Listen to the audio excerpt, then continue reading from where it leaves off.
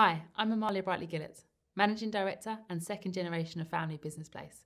Welcome to Family Business in 5, where I tackle some of the most common problems that we see in family businesses in under 5 minutes. In this episode, let's talk about the pressure of following in the footsteps of an amazing entrepreneur. This was one of the first ever videos I did because I have walked this path myself recently. When your mum and or dad have been the king ding-a-ling for so long, they've built a really successful company, been trailblazers in their industry, have an army of fans working for them, and have an unlimited amount of energy and passion. It can be really daunting to take over the helm of the family business. No matter how much belief and confidence you have in yourself and your ability to take the business to the next level, you'll never have the same relationship with people that they do. You haven't been there in all the situations they have over the years. And luckily, you've never experienced some of the downright awful things that they had to in their time as an entrepreneur, building and growing a company. But imposter syndrome is real. And if you let it, it will eat away at you. So come on, let's tackle this in less than 5 minutes. Start the clock. Your first thought is the staff. They would lay down their lives for your dad.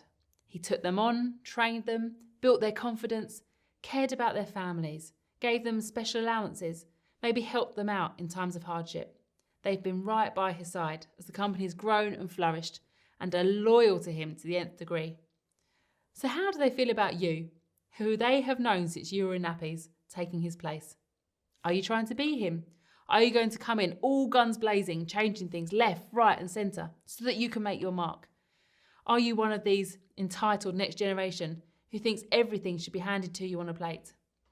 They might be thinking, do they want to get rid of the old guard and bring in a bunch of youngsters to modernise the business? Your second thought is all of your customers and suppliers who made deals with your dad on a handshake all those years ago. They have faith and belief in your dad. They take him at his word, and he always delivers. If he's not around anymore, will they still want to do business with you?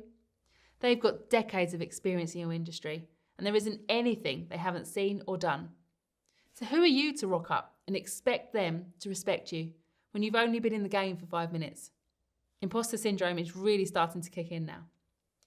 Finally, there's your dad himself, a man who has sacrificed everything and dedicated his life to building a family business so that his children and his grandchildren can have a good life full of choice and opportunity. He commands attention, people gravitate towards him, and he's just a natural-born entrepreneur. He makes the hard decisions, the right decisions, and the brave decisions. He's your inspiration and the reason you wanted to run the family business.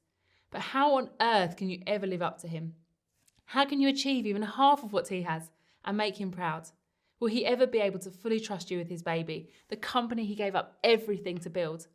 Well, there are a few things you can do to help yourself overcome all of these scenarios, even if it's just one at a time. But before we go into them, I just want to say one thing to you. You will never be your dad or your mum or whoever's footsteps you're following in. You can only ever be the best version of you. Your dad thinks you're good enough. Your dad has the faith in you, and he would probably bet his house that you're capable of doing even more for the future of the family business than he could. Trust me, nobody hands a business down to someone they don't trust and believe in. You've got unique talents and skills to contribute towards the success of your company. So with that in mind, let's talk about your first challenge, your employees. This is where it's vital that you and your dad communicate about succession effectively with your staff. Nobody likes change, but clear, well-communicated change over a period of time is much easier for people to deal with. It gives them an opportunity to understand the ins and outs of what's really going on, ask questions, voice their concerns, and feel part of the transformation rather than being left behind. Why not have an away day with your team? This period of change from one generation to the next is a great chance to revisit your company's values, your purpose, ambitions and goals. It's where you can talk about your ideas for the future and how everyone will have a role to play. Understand that there's a treasure trove of knowledge, experience and wisdom amongst your employees, and let them know you value that. Communication is the most crucial part of any successful business. Keep it simple and inclusive. Whether it's getting everyone together in person, company newsletters, your social media, one-to-ones, just make sure everyone feels part of the conversation. Number 2, Take the time to meet with your customers. You're the new kid on the block, so it's imperative that you show your customers that you care, that you want to understand their challenges, and that nothing will slip just because you've taken over the reins from your dad.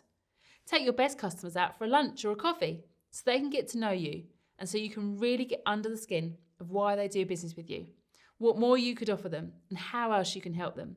At the end of the day, if your customers are successful, then you will be successful. Not only is this a brilliant way of alleviating any doubts people had about you as the next leader, it will almost definitely result in you doing more business with them. Finally, number 3, find your zone of genius. Instead of feeling pressured to live up to your dad's amazing entrepreneurial talents, find the one thing that you absolutely excel at, then focus on it. Because at the end of the day, that's why you're here.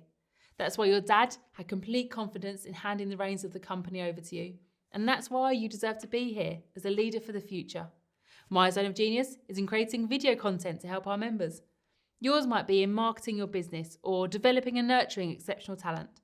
Whatever it is, focus your energy on doing more of it and less of those $10 tasks.